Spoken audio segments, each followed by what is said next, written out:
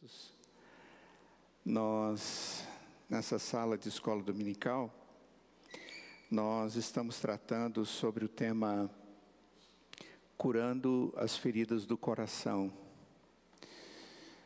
Nesse grande desafio que Deus tem nos dado, nós estamos simplesmente começando, dado a grandiosidade desse assunto. E o que nós vimos até aqui foi a necessidade que temos, todos nós, de encontrarmos ajuda em situações comuns e às vezes não tão comuns assim, que enfrentamos na vida cotidiana. Situações que, boa parte das vezes, nós não as planejamos, apesar de que algumas delas nós até pensamos, mas é impossível planejar. Boa parte das circunstâncias, elas acontecem sem que nós pensemos nelas. Elas simplesmente acontecem. Nós não planejamos enfermidades, nós não planejamos falecimentos, nós não planejamos desempregos, nós até pensamos em coisas assim. Nós não planejamos desavenças, nós não planejamos quebras de relacionamentos, inimizades. Nós sempre investimos em convivências, em casamento. Nós desejamos namoros, noivados, casamentos. Nós desejamos boa convivência entre irmãos, entre filhos, entre amigos. Nós sempre desejamos uma boa convivência entre o povo de Deus. Nós sempre desejamos boa convivência com o próprio Deus. Mas não é assim que as coisas acontecem todas as vezes. E nessas circunstâncias nós somos desafiados a enfrentar. E à luz dessas dificuldades nós temos que ser, boa parte das vezes, ajudados. E é exatamente assim que a Escritura nos ensina que nós precisamos de ajudar-nos uns aos outros. Por isso que a Escritura diz que nós devemos cuidar uns dos outros. Nós devemos levar as cargas uns dos outros, nós devemos amar uns aos outros, nós devemos ensinar uns aos outros, nós devemos pastorear uns aos outros. E uma expressão que é muito interessante, o apóstolo Paulo diz que nós devemos aconselhar uns aos outros. Isso tudo a partir de um referencial. E nós, estudando nessas semanas anteriores, nós vimos que aquilo que nós temos que dar é aquilo que nós temos que ter no depósito da vida. Mas o que nós podemos dar e que realmente pode ajudar aos outros, porque também pode ajudar a nós mesmos, e que soluciona, que é eficaz, que é suficiente, que dá certo, e que a Escritura diz que é válido, que vem de Deus, é a sua palavra. Instruí-vos e aconselhai-vos mutuamente. Mas antes o texto diz que é em toda a palavra. E isso nos leva a nos preocuparmos muito em nos aprofundar no conhecimento, na vivência, para que essa Escritura, ela possa entrar no nosso coração e fazer diferença em nós. E ela, fazendo diferença em nós, possa nos equilibrar diante das dificuldades. E ela também possa nos fortalecer. Eu gosto de usar a expressão, não sei como vocês vão entender isso, ela possa nos engrossar as pernas. No sentido de nos dar força nelas, para que a gente possa ter condição de ficar em pé na hora daquela grande luta, e que você precisa ter pernas fortes para sustentar a si mesmo. E quando você tiver que sustentar o outro, você também tenha pernas fortes para que você possa sustentar o outro nas suas costas. essa ideia de dar o ombro para o outro, carregar o outro nas costas. Essa é uma linguagem que nós encontramos em Hebreus, quando a Escritura diz que nós devemos carregar o outro, dando a ideia de que quando o outro está trôpego, com as suas pernas trôpegas, totalmente bambas, você tem que estar habilitado para que você possa suportar o outro que não dá conta de andar. Aconselhar alguém é dar a esse alguém suporte, mas é um suporte que eu também recebi. O aconselhamento bíblico, ele é ferramenta que Deus usa para abençoar os outros a partir da nossa própria vida. E a Escritura diz que nós devemos nos aconselhar mutuamente. Então nós devemos nos preocupar em nos habilitar para isso. E você pode dizer, ixi, então eu tô longe disso, hein? Mas você está de um estado, você está acordado, e agora você deve estar incentivado para isso. Mas ao mesmo tempo você está orientado para que você possa buscar ajuda. E eu quero te dizer, existe lugar de buscar ajuda. E esse lugar é naquele que vai te ajudar com a Escritura, com bom conselho da palavra de Deus. E nós vimos que existem bons conselhos e maus conselhos. E nós vimos isso na Escritura. E nós vimos o resultado do bom conselho e nós vimos o resultado do mau conselho. O bom conselho edifica, restaura, transforma, traz luz, esperança, restaura alegria. O mau conselho desvirtua, atrapalha, destrói, leva para longe de Deus, traz tristeza. Nós vimos que existem bons conselheiros e nós vimos que existem maus conselheiros. E a Escritura nos mostra claramente isso. E nós vemos até mesmo homens de Deus buscando conselhos em lugares errados e trazendo consequências para o povo de Deus. Líderes fazendo isso e trazendo consequências para a vida deles e para o povo de Deus. Como isso foi pernicioso. E com isso, registrado na Escritura como está, foi para que nós pudéssemos perceber que isso não deve acontecer na nossa vida. Porque isso trará consequências para a nossa vida e para a vida dos outros. Então, até mesmo na busca do conselheiro, eu tenho que ter critério. Eu tenho que ter critério também ao compreender que o verdadeiro conselheiro é Deus. Aquele que aconselha e que é chamado de bom conselheiro é aquele que apresenta o conselho de Deus. Porque o verdadeiro conselheiro, aquele que aplica a verdade ao coração do indivíduo, é Deus. Porque Ele é o único que é capaz de aplicar a verdade ao coração de cada um de nós. É Ele que nos convence. Nenhum homem consegue entrar no nosso coração e falar na nossa alma. Acordar-nos do nosso sono, da nossa negridão, por causa do nosso pecado, da nossa cegueira de percepção, principalmente espiritual, e que acaba nos tornando cegos para todas as outras realidades da vida. Então, o verdadeiro conselheiro é o Deus Pai, é o Deus Filho, é o Deus Espírito. O Espírito é até mesmo chamado de Consolador.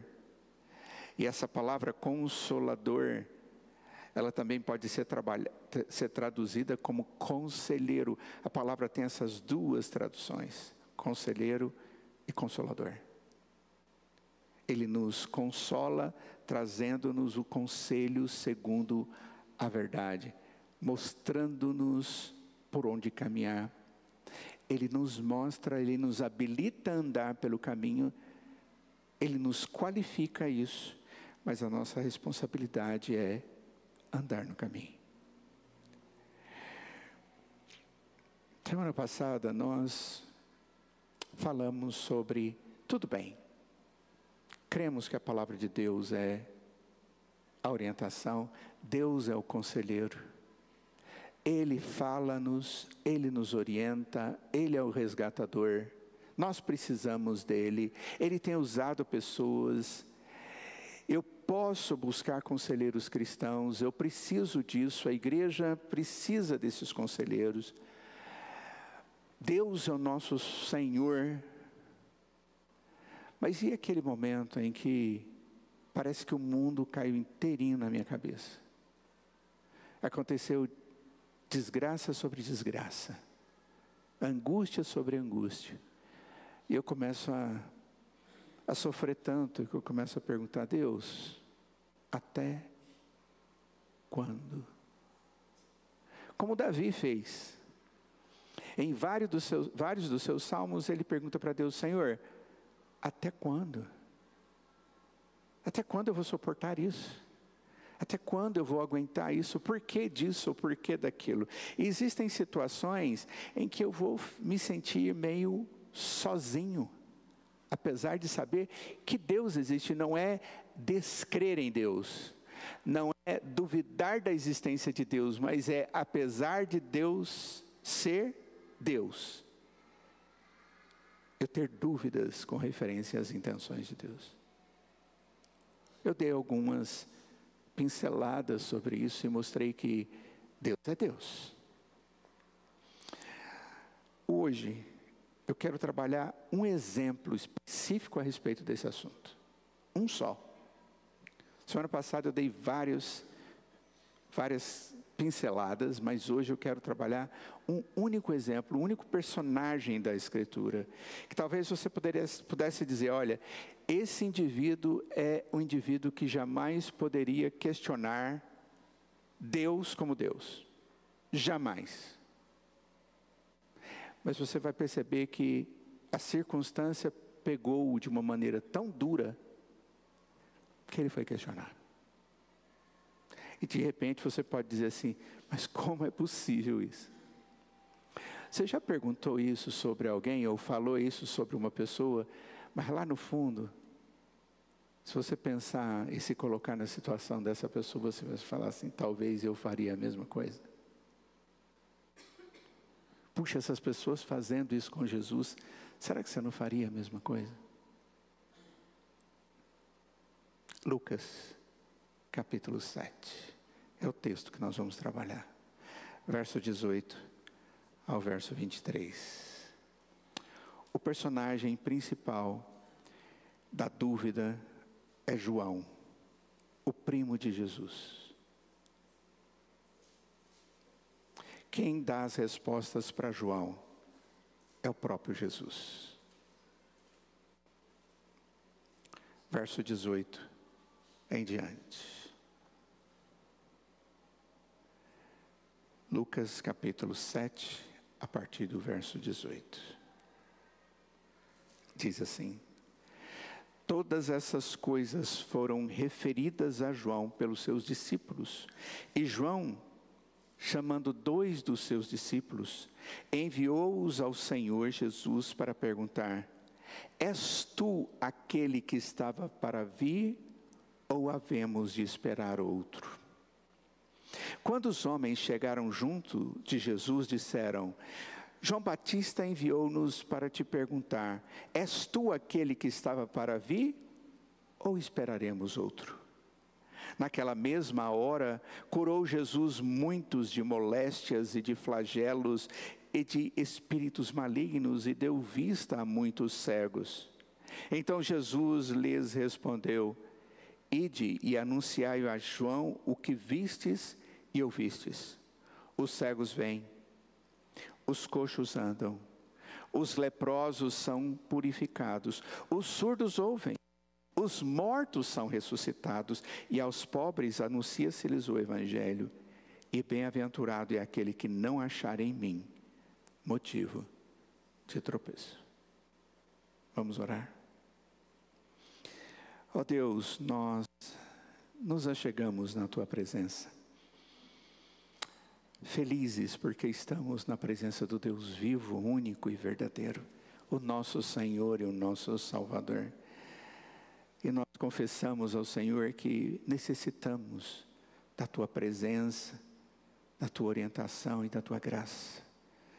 E desejamos agora conhecer um pouco mais do Senhor, conhecer um pouco mais de como o Senhor nos pastoreia, como nós somos frágeis, mas o Senhor é forte, como o Senhor, ó Pai, cuida de nós.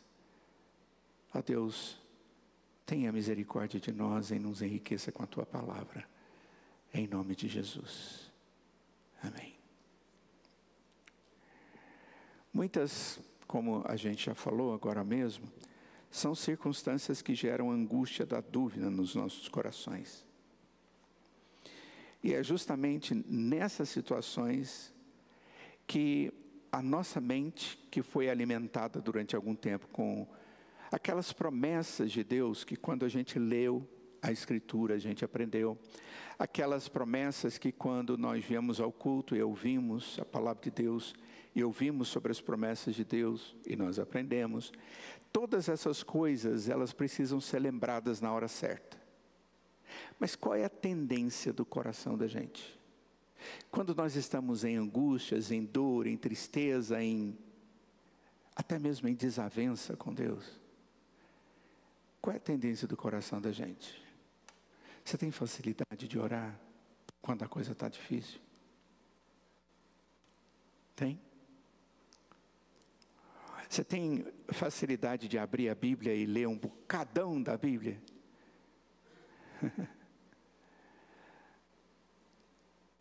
Hoje vou para a igreja, no culto, na escola dominical, vou para a reunião de oração. A tendência da gente é escorregar. Principalmente quando a gente comete pecado. A vergonha vem, igual Adão. Adão e Eva cometeram pecado, a primeira coisa que eles fizeram, na viração do dia, Deus vinha conversar com eles. A hora que eles ouviram a voz de Deus, eles se esconderam da presença de Deus. Deus é que teve que ficar chamando Adão. Adão, Adão. Nós somos assim. E Deus nos chama.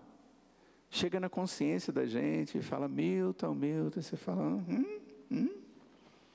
leia a minha palavra, porque é através dela que eu falo com você. E você fala, ai, não dou conta. Conversa comigo através da oração. Você fala, eu não dou conta, não quero, estou angustiado. E Deus diz, mas é por isso que eu quero conversar com você, eu quero tratar você. Essa é a circunstância da nossa vida na prática. Nesses momentos que as coisas não acontecem quando nós esperamos, é justamente aí que nós ficamos cheios de dúvidas e angústias. E é nesse contexto que o Senhor Jesus vai falar. Nesse texto aqui, nós encontramos João Batista, o primo de Jesus, que havia sido escolhido para preceder a Jesus, como proclamador do Redentor. Então ele veio, e a função dele era falar de Jesus. Ele veio falando que Jesus viria. Olha, o Redentor veio, o reino do Senhor está próximo. O reino do Senhor está chegando. Aí depois ele diz, e o reino chegou. Se referindo a Cristo Jesus. Foi aquele que pregou o arrependimento aos homens, porque o reino chegou. Foi o homem que pregou a santidade, porque o reino estava no meio das pessoas. Foi o homem que foi perseguido e aprisionado pelo rei Herodes, segundo o pedido da filha de Herodias. João era um homem destituído de qualquer anseio, a não ser fazer a vontade de Deus. Era um homem humilde. tinha o poder de Deus, tinha um conhecimento da verdade de Deus, era um profeta do Senhor, e que vivia só para o Senhor, vivia ao relento, como diz Max Lucado num livro dele, que ele fala de João. Ele diz que ele é um homem que provavelmente tinha uma pele muito bronzeada, porque vivia assim. A própria Escritura diz que ele vestia peles de animais, ele comia mel, tinha uma sacola do lado, vivia nas montanhas, dormia ao relento, olhando para o céu, e era assim. Era um homem comum, mas que incomodava as pessoas, porque ele falava a palavra de Deus, e ele dizia: olha, o reino dos céus está aí, o reino dos céus está aí, o reino dos céus está aí, Deus está vindo, Ele está aqui, Ele está ali. Na expectativa de fazer a vontade de Deus, o que ele colheu? Ele colheu perseguição, ele colheu prisão, ele colheu medo, muitas dúvidas. E agora, aprisionado, o que foi pedido dele foi a cabeça. E ele sabia que ele teria sua cabeça arrancada. E ele estava na prisão. E quando ele está ali na prisão, apesar de ser o primo de Jesus, a Escritura diz que quando a sua mãe, Isabel, recebe a visita de Maria, a mãe de Jesus, ele ainda dentro do ventre da sua mãe, e Maria chega perto da sua mãe, Isabel, ele se revolve todo no ventre da sua mãe, sabendo que era Jesus que estava ali.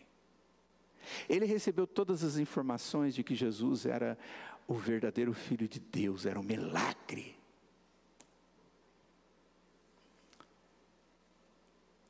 João era aquele que apresentou ao Senhor Jesus pouco tempo antes.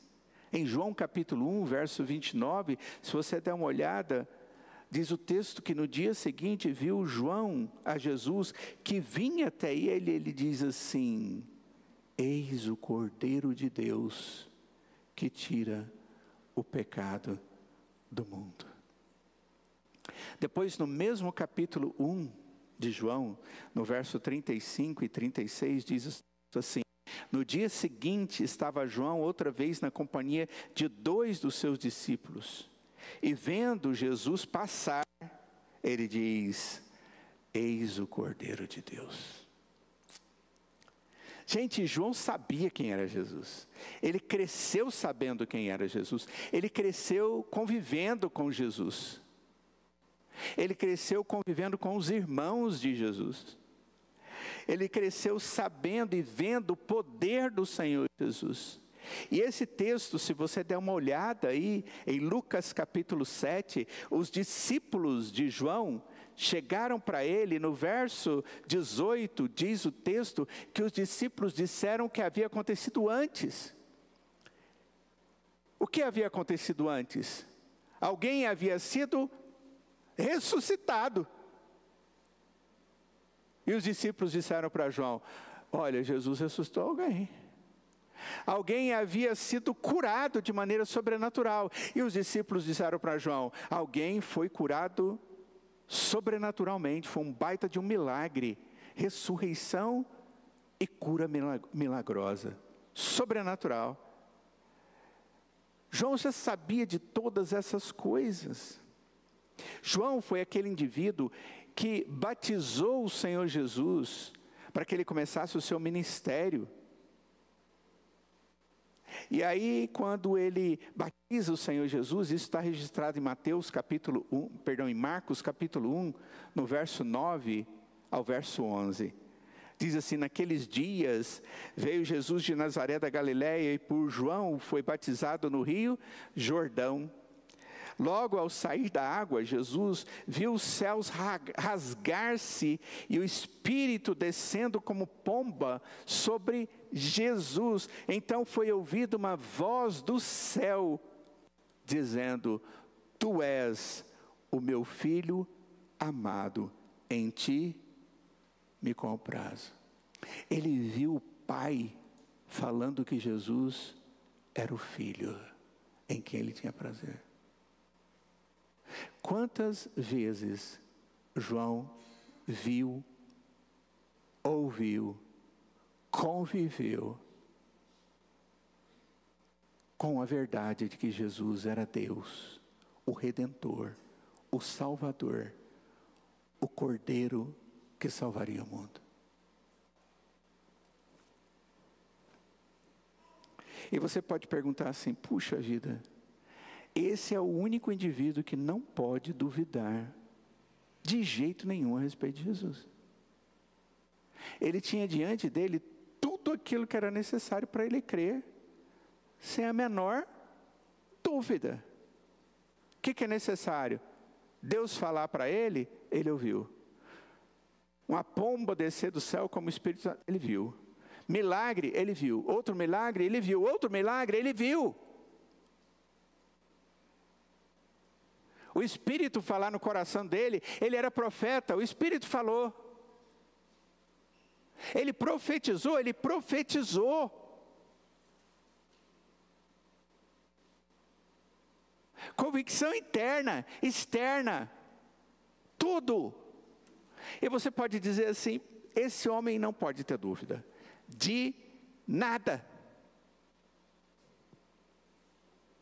Apesar de tudo isso, a atitude de João demonstra que ele está agora diante da morte e vai arrancar a minha cabeça.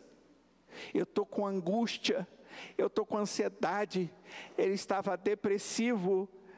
Ele pega 2 dos seus discípulos que haviam chegado para ele, dito só, João, Jesus ressuscitou e Jesus curou milagrosamente. Ele diz, então agora vocês vão lá em Jesus, por favor, e pergunta para ele, você é realmente o Redentor ou tem outro para vir? Ou a gente tem que esperar outro? Você é realmente o Cordeiro de Deus ou a gente tem que esperar outro? Olha só o que a angústia, a tristeza, a dor da alma, o sofrimento pode gerar no coração do homem. Ele estava se sentindo só.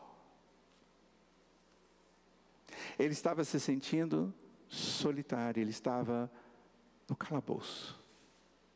Ele estava só? Não. As promessas haviam murchado, deixaram de existir? Não. Ele havia perdido a vida eterna? Não. Deus deixou de ser o seu Deus? Não. Mas ele estava angustiado até a morte. Estava. Como é que Jesus tratou isso? E como é que Jesus nos trata? Jesus mandou a resposta para ele com os discípulos e falou assim, vai lá e diz para ele assim, deixa de ser bobo, deixa de ser tolo, não é possível, você está ficando louco, cara. Depois de tudo você ainda vai, desqualifico você, você deixou de ser. Foi assim que Jesus tratou? Foi não. Porque se na verdade Jesus fosse fazer isso, queridos, não ia ficar em pé. Não ia sobrar um único. Nenhum. Nem João.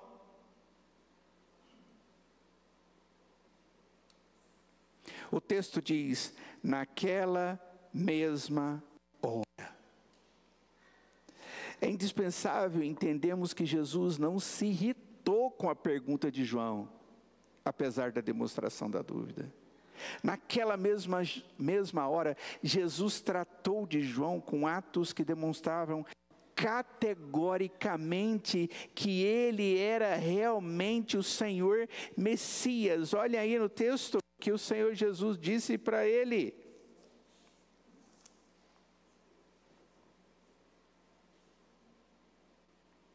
Naquela mesma hora, curou Jesus. Jesus falou alguma coisa? Falou? Falou alguma palavra? Nenhuma. O texto diz que na mesma hora, Jesus curou. Jesus já tinha feito milagres, João já sabia de tudo isso. Mas simplesmente Jesus fez. Jesus curou pessoas, Jesus tirou a moléstia de pessoas, tirou flagelos, espíritos malignos, curou cegos. Ele demonstrou quem Ele era. A primeira coisa que Deus faz diante de nós, queridos, para nos responder, Ele mostra quem Ele é, através dos atos dEle. Ele continua agindo como Deus. Ele não deixa de agir como Deus. Ele continua agindo e cuidando como Deus. Nas nossas incredulidades, Deus não deixa de cuidar. Louvado seja Deus por isso. Nós vamos encontrar na Escritura inteirinha um povo desobediente, inadequado, irreverente, absurdamente idólatra muitas vezes. Mas um Deus que durante todo o tempo, apesar de toda a rebeldia, era um Deus zeloso para com aqueles que são seus, que eram e que Ele tinha um propósito, e que continuariam por causa da sua misericórdia. Deus continua sendo e agindo como Deus. Deus nos responde assim. Deus não deixou de ser Deus diante dos olhos daquele homem. Deus fez milagres. Deus age assim nas nossas vidas. Existem alguns milagres que a gente não considera. E a gente deixa passar como algo que passa despercebido diante dos nossos olhos. A gente está tão preocupado com certas circunstâncias que a gente não percebe outras. Essa semana eu estava vendo o testemunho de uma blogueira, não sei se chama blogueiro, como é que é o nome que se dá a essas pessoas que tem aqueles que o seguem. É uma cristã muito boa. Ela é conselheira cristã, trabalha na área de relacionamentos, trabalha muito na área de família. E eu gosto muito das coisas que ela fala. E ela foi testemunhar o câncer que ela está tendo agora. De uma maneira muito coerente, ela falando a respeito da realidade dela, de como ela estava passando. Ela diz, eu vou compartilhar com vocês, porque eu acho que são coisas que outros passam como eu estou passando. E eu quero dizer para vocês o que eu estou sentindo e o que eu estou esperando no Senhor. Porque eu sei que Ele é Deus. E eu achei extremamente importante o que ela falou. O testemunho dela foi sincero, foi humano, mas foi cristão. E certamente foi útil para alguém. Eu não sou de manifestar, eu não tenho essa característica, mas eu me manifestei. E disse que estava orando por ela. Uma coisa muito importante que eu vi no testemunho dela foi: Deus continua fazendo todas as outras coisas na minha vida. Ele não deixou de fazer. E os milagres continuam existindo. A gente não consegue ver o milagre de eu acordar no outro dia, de eu respirar no outro dia, das outras células que estão vivas e que estão saudáveis, continuarem saudáveis. De eu ter esperança, de eu ter família. E ela vai falando. E isso tudo é porque Deus sustenta. E isso tudo é graça. É poder demonstrado. Todas as coisas são sustentadas pelo poder da palavra de Deus. Hebreus capítulo 1, verso 2 e verso 3. Ele cria, Ele sustenta. Como que Deus nos alivia? Primeira coisa, queridos, Ele age. Segunda coisa que fica muito claro aqui nesse texto, Ele alivia o servo dele com a sua palavra. Depois ele diz assim aos seus discípulos: agora, vocês vão lá, verso de número 22, ide e anunciai a João o que vistes e ouvistes. Os cegos vêm, os coxos andam, os leprosos são purificados, os surdos ouvem, os mortos são ressuscitados, e aos pobres anuncia-se-lhes o Evangelho. O que é isso? Ide e anunciai a João o que vistes e ouvistes. Jesus havia mandado os discípulos falar algo que era esperado desde há muito tempo quanto ao Messias. Estas palavras, irmãos, essas palavras são do Antigo Testamento, mas que estão se cumprindo agora. O que o Senhor Jesus Cristo está dizendo é: olha, João, você não é profeta? No modelo do Antigo Testamento, que está aqui na interseção entre o Novo e o Antigo Testamento, olha, lembra-se lá de Isaías, para nós é Isaías capítulo 35, verso 4 e verso 5. Dizei aos desalentados de coração: sede fortes, não temais, eis o vosso Deus, a vingança vem, a retribuição de Deus, Ele vem e vos salvará. Então se abrirão os olhos dos cegos, e se desimpedirão os ouvidos dos surdos, os coxos saltarão como servos, e a língua dos mudos cantará, pois águas arrebentarão no deserto, e ribeiros no ermo. Queridos, isso aqui é profecia da vinda de Cristo. E agora Jesus diz para eles, vai lá para eles e diz exatamente o que aconteceu. Os cegos veem, os coxos andam, os leprosos são purificados, os surdos ouvem. É a primeira e única vez que encontramos no Antigo Testamento testemunho semelhante a esse? Não. Em outros momentos nós vamos encontrar algo semelhante. João sabia desse texto, texto semelhante, sabia. A única coisa que Deus está fazendo é levando à mente de João a lembrança de uma palavra e de uma promessa já proferida e já conhecida.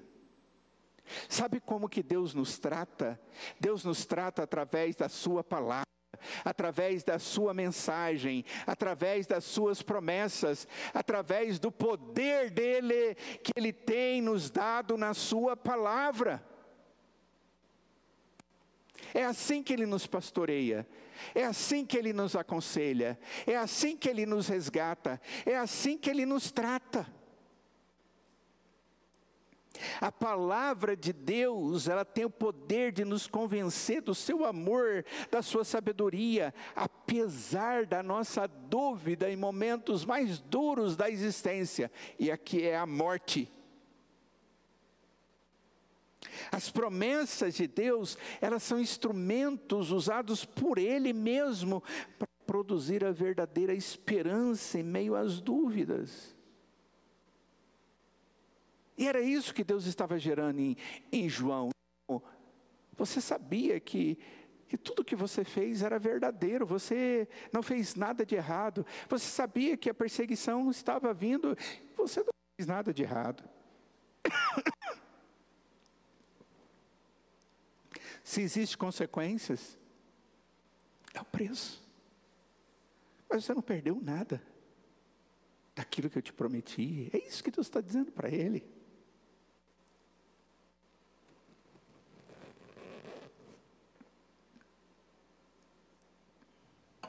Foi exatamente o que Deus falou para Abraão quando pediu-lhe o filho. Havia dor no coração dele. Eu tenho que dar meu filho. Senhor, é o Senhor que está mandando. Se você vai no livro de Hebreus, no capítulo 11, o texto tem uma sequência de exemplos ali de homens que agiram pela fé. No verso 17 diz assim: pela fé Abraão.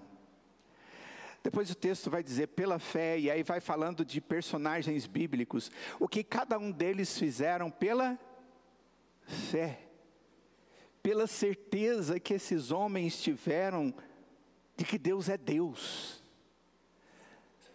de que Deus tem promessas e Ele cumpre, de que Deus é fiel, de que Deus é sincero, e por causa dessa sinceridade eu vou até o fim. Em Hebreus capítulo 11, verso 17 diz: Abraão, pela fé, quando posto à prova, ofereceu Isaque, estava mesmo pronto para sacrificar o seu unigênito, aquele que escolheu alegremente as promessas. Irmãos, nós temos que viver alimentados das promessas de Deus reveladas na sua palavra. E eu creio que é exatamente por isso que Davi, ele diz: ampara, Senhor. A ideia de amparar aqui é: me segura, me coloca aqui no braço, segura. Ou me coloca aqui, me mantém em pé. Ele diz: ampara-me segundo a sua promessa, a tua promessa, para que eu viva. Não permitas que a minha esperança me envergonhe. O apóstolo Paulo, ele traz uma advertência de que nós devemos crer nas promessas que nos causam esperança. Ele diz isso em Efésios capítulo 2. Ele diz assim no verso 12: naquele tempo nós estávamos sem Cristo, antes, separados da comunidade de Israel, estranhos às alianças da promessa, não tendo esperança e sem Deus no mundo. Quando nós não temos a palavra de Deus, quando nós não conhecemos a Deus, quando nós não conhecemos as promessas de Deus, queridos, nós não temos respostas às nossas angústias. Deus nos pastoreia e nos aconselha com a sua palavra, com as suas promessas. O verso 23 diz, terceira coisa, que Deus nos alivia da nossa angústia, com uma esperança que não pode ser destruída. Bem-aventurado é aquele que não achar em mim motivo de tropeço. Qual estava sendo o motivo de angústia e de tropeço para João? Perder a cabeça? Será que realmente era essa a angústia de João? Perder a cabeça? Você já pensou nesse texto? Vou fazê-los lembrar daquilo que nós estudamos semana passada. Jó, ali no começo, no capítulo 1, quando ele perde os seus filhos, as suas propriedades, ele diz: olha, Deus deu, Deus tirou, bendito seja o Senhor. Não é isso que ele diz? Aí Satanás chega para o Senhor e diz: mas eu posso atingir ele no corpo dele, na saúde? Ele pode, só não pode matá-lo. E aí ele arrebentou com o corpo dele, cheio de feridas, cheio de machucados. Ele não tinha onde encostar nele. A mulher dele chega para ele e diz assim: olha, vai lá, fala uns desaforos para Deus e morre. Boa essa esposa, né? Vai lá, fala uns desaforos para Deus e morre. Ele fez isso? Não fez. Em momento algum você vai ver aquele homem agindo desse jeito. Os seus amigos que se diziam amigos, eles propõem a ele maldizerem ao Senhor e ele não faz isso.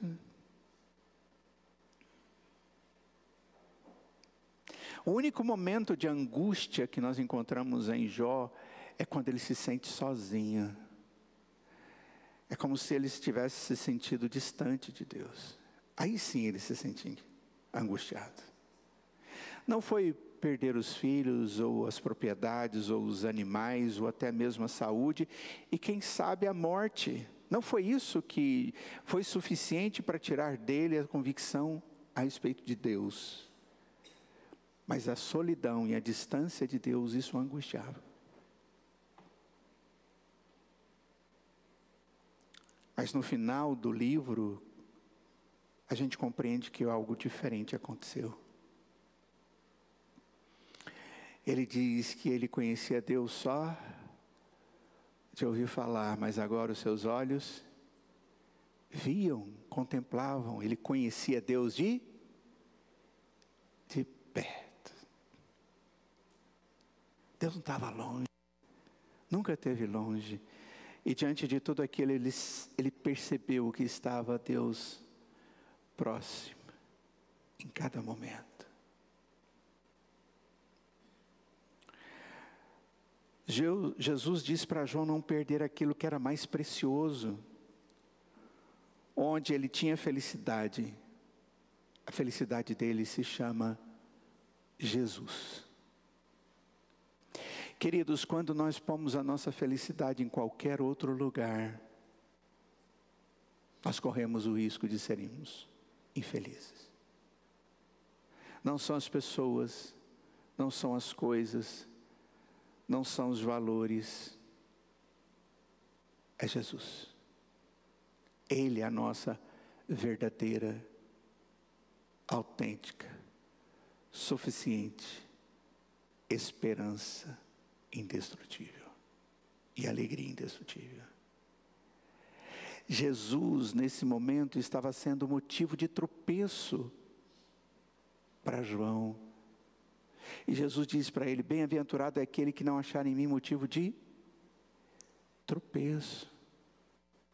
Vai lá e pergunta se ele é. Puxa, João, você sabe que sou. Mas eu vou te responder de novo: olha, vou fazer milagres e você vai ver. É a confirmação lá do Antigo Testamento. Eu te amo, eu vou te mostrar que eu sou. Olha que resposta poderosa, graciosa, cheia de amor para com João. Foram atos, foi a palavra de Deus, foi a presença de Deus, e Deus disse para ele: eu não quero ser esse motivo de queda, de tropeço, eu estou aqui. A resposta de Deus é: eu estou presente.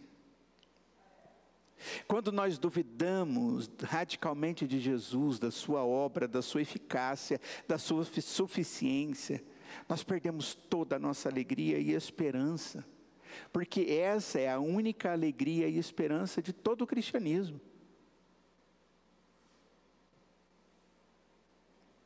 E nós temos que aprender que somente Jesus, Ele sempre continuará sendo o Deus que cuida de nós.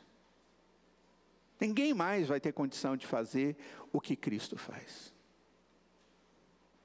E é por isso que o salmista Davi, no Salmo 40, ele chega diante de Deus e ele diz: eu sou pobre e necessitado, porém o Senhor cuida de mim. Tu és o meu amparo e o meu libertador. Não te detenhas, ó Deus meu. Eu sei quem eu sou pobre e necessitado. Ou em 1 Pedro capítulo 5, quando a gente descobre e entende a nossa necessidade, a ansiedade, eu lanço sobre eles toda a minha ansiedade, porque Ele tem cuidado de mim.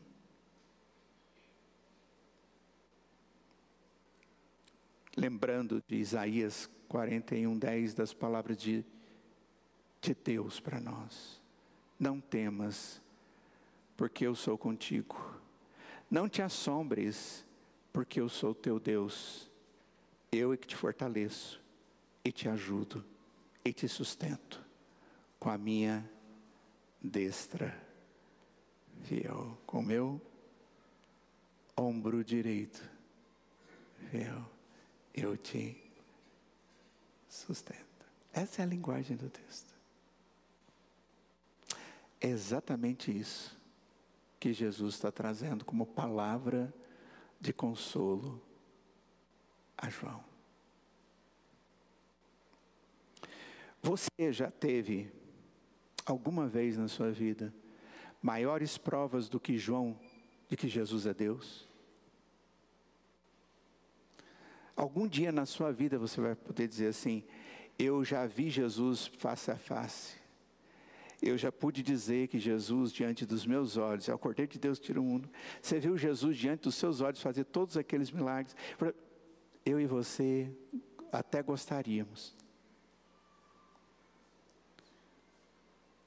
E mesmo tendo tudo aquilo que ele teve, na hora do sofrimento ele duvidou. Ele sofreu, ele angustiou. Mas mesmo assim Deus cuidou dele.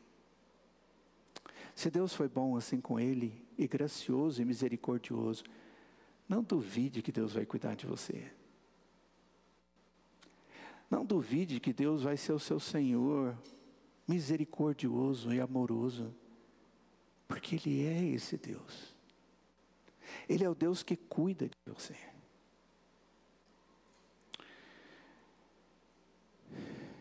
Em 1998, no dia 9 de outubro, tem alguns anos, eu escrevi uma pastoral na igreja, primeira igreja, um boletim, era um boletim ainda quadradão. Porta Ana deve se lembrar daquele boletim, daquelas épocas, né? E eu vou terminar lendo um pedacinho para vocês. Intitulado Providência de Deus. Tão grandes são os mistérios de Deus, maiores que toda a percepção e imaginação dos homens. Não poucas são os fatos da vida que nos conduz a questionar as verdadeiras intenções de Deus ao promover certos eventos em nossa vida. Isso é próprio do homem que, limitado em sua compreensão, devido à sua origem finita, como também de sua herança pecadora, não consegue decifrar a complexidade da infinita bondade de Deus ao decretar e concretizar todos os eventos da história. Ao crermos em Deus, de uma relação e cuidado especiais de Deus, pois Ele mesmo nos inseriu numa comunhão pactual com Ele. Essa comunhão é fruto do amor de Deus que em Cristo foi demonstrada na obra redentiva, concretizada no Calvário. Nesse pacto, Deus nos revela uma série de promessas especiais, que são essenciais para que possamos viver segundo a sua maravilhosa vontade. A Escritura é um instrumento onde conhecemos a Deus e suas promessas, como também a orientação para que experimentemos delas como servos autênticos. Apesar disso, somos pecadores, falhos em nossa intenção de santidade. Contudo, Deus ainda assim se mantém fiel e providente para com os seus. As palavras de Deus a Jacó são direcionadas também a nós. Eis que eu estou contigo e te guardarei por onde quer que fores, porque te não desampararei, até cumprir eu aquilo que te hei referido. E o nosso testemunho deve ser semelhante ao do salmista que diz confiantemente: o meu socorro vem do Senhor, que fez o céu e a terra. Sendo assim, a nossa oração de hoje sempre deve ser essa: guarda-me, ó Deus, porque em ti me refugio. Digo ao Senhor: tu és o meu Senhor, outro bem não possuo, senão a ti somente. Os anos passam mas a verdade continua. Sabe por quê? Porque cada uma dessas partes que eu escrevi aqui, eu não citei, mas está aqui no texto. Foram citações da Escritura que eu fui entremeando e fui falando a respeito delas. É a palavra de Deus. E eu espero que Deus possa nos dar essa confiança. E que Deus possa nos manter fiéis, apesar de todo o sofrimento que possamos passar na nossa história. Vamos orar. Ó Deus, obrigado por essa história que João passou. Dura história, Senhor. Porque o Senhor a registrou na Escritura para que pudéssemos ver que por mais dura que seja a situação que alguém pode estar de angústia e de dúvida, o Senhor cuida daqueles que o Senhor resolveu amar. O Senhor responde, o Senhor sustenta, o Senhor abençoa. Fortalece-nos, ó Deus, ser nosso Deus e o nosso amparo a cada momento. E usa-nos como seus servos nas tuas mãos, para sermos bênção na vida dos nossos irmãos. Em nome de Jesus. Amém.